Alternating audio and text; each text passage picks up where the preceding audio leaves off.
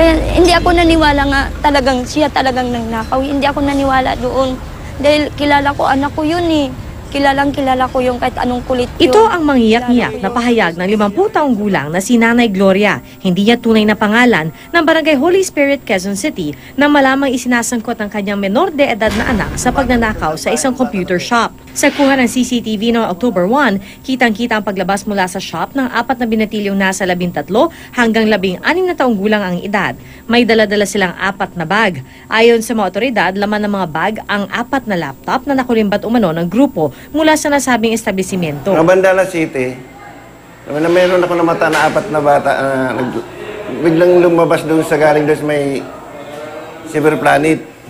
Ngayon, ginala na ako doon sa 4 na yun dahil kilala ko na yung 4 na yun eh, namukhaan ko. Ang ginawa ko, sinundan ko yung paglakad nila kung saan sila pupunta. Bandang alas 8 raw na magpunta ang operator ng computer shop sa kanilang opisina at nang nalamang nawawala ang mga laptop, agad siyang nag-report sa mga otoridad. Ang sabi ng operator,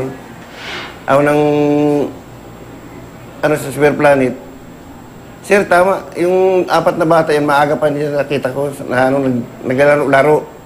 Nakita ko sila, may dala silang tubo na yung sinikwat nila yung kandado.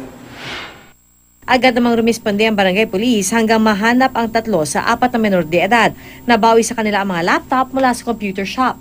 Pinaghahanap ngayon ang umano'y leader ng grupo. Dinala na sa DSWD Molave Homes ang mga nahuling binatilyo. Isa sa ilalim sila sa counseling.